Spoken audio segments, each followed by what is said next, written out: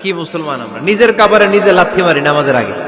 অজু করে কষ্ট করে যাকে খুশি করার জন্য আপনি সালাতে দাঁড়ালেন, উনি যদি বলে এই নামাজের দরকার নেই, তো কার জন্য নামাজ পড়লেন আপনি? আল্লাহর হাবিব সাল্লাল্লাহু আলাইহি ওয়াসাল্লাম বলেছেন, মসজিদের আরেকটা আদব হলো মসজিদকে অতিমাত্রায় ডিজাইন না করা। বেশি ডিজাইন করা যাবে না, এমন ডিজাইন করা যাবে না যে এটা মসজিদ বোঝাই যায় না। এত লাইটিং ফাইটিং করে, এটা কি মসজিদ না কমিউনিটি সেন্টার বোঝাই যায় না। আছে না নাই? আছে। এরকম যেন আমরা না করি সম্মানিত ভাইয়েরা। বিশেষ করে মসজিদের সামনের দেয়ালে। কোন দেয়ালে? সামনের দেয়ালটা কেবলার দিকে যেই দেয়াল, এই দেয়ালটা হতে হবে ফ্রেশ, যাতে করে মানুষের দৃষ্টি আকর্ষণ না করে।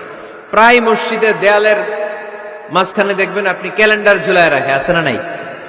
মৌলভীবাজারের কি অবস্থা? খিতা খবর আছে? তো এই যে ক্যালেন্ডার ঝুলায় রাখে, ওইখানে দেখবেন বিভিন্ন মসজিদের ছবি, এতিমখানার ছবি, মানুষের ছবি। তো মানুষ নামাজে পড়ে আবার ওগুলোও তাকায়, আছে না নাই? প্রথম কাতারে পরে ওইখানে কি লেখা এগুলো পরে, তার ডিস্টার্ব হচ্ছে না?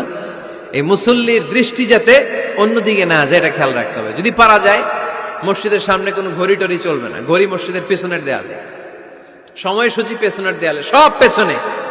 সময় কয়টা বাজে ওটা ইমাম দেখলেই চলবে, ইমাম এভাবে দেখে নিবে, আপনারাও দেখে নিবেন। কিন্তু সামনের দেয়ালটা যত সিম্পল করা যায়। আল্লাহর হাবিব সাল্লাল্লাহু আলাইহি ওয়াসাল্লাম নামাজ পড়া অবস্থায় সামনে এমন কিছু রাখতেন না যেটার দ্বারা আল্লাহর হাবিব সাল্লাল্লাহু আলাইহি ওয়াসাল্লামের সালাতে মনোযোগ অন্যদিকে চলে যায়। আমরা যখন সালাত পড়ি, যদি অন্যদিকে তাকাই, ফেরেশতার মাধ্যমে আল্লাহ একটা ডাক দেয়, বলে আকবিল, এই বান্দা ফিরে আয়, তোর নজর থাকা দরকার সিজদার জায়গায়, ফিরে আয়। আপনি আবার যখন অন্যদিকে তাকান, আল্লাহ বলে ফিরে আয়, সিজদার দিকে তাকা। আপনি আবার যখন ঘড়ির দিকে তাকান, আল্লাহ বলে আকবিল, ফিরে আয়, সিজদার দিকে তাকা। আপনি যখন আবার অন্যদিকে তাকান, তখন আল্লাহ বলে লা হাজাতা লি ইলা সালাতি, তোর এই নামাজের দরকার আমার নাই। নাউজুবিল্লাহ পড়বেন না? তোর এই নামাজের দরকার আমার নাই। অজু করে কষ্ট করে যাকে খুশি করার জন্য আপনি সালাতে দাঁড়ালেন, উনি যদি বলে এই নামাজের দরকার নাই, তো কার জন্য নামাজ পড়লেন আপনি? কথা কি বুঝতে পেরেছেন? এই জন্য এলাকার গণ্যমান্য ব্যক্তিবর্গ আছে, আমাদের চেয়ারম্যান সাহেব আছে, আরো অন্যান্য বিজনেস ম্যাগনেটরা আছে। আপনারা মসজিদ যখন নির্মাণ করবেন, সামনের দেয়ালটা যত সাদামাটা হতে পারে ততই ভালো। এমনকি জায়নামাজের মধ্যে এখন কাবা ঘরের ছবি আছে না নাই? আছে না? কি মুসলমান আমরা, নিজের কাবারে নিজে লাথি মারি নামাজের আগে।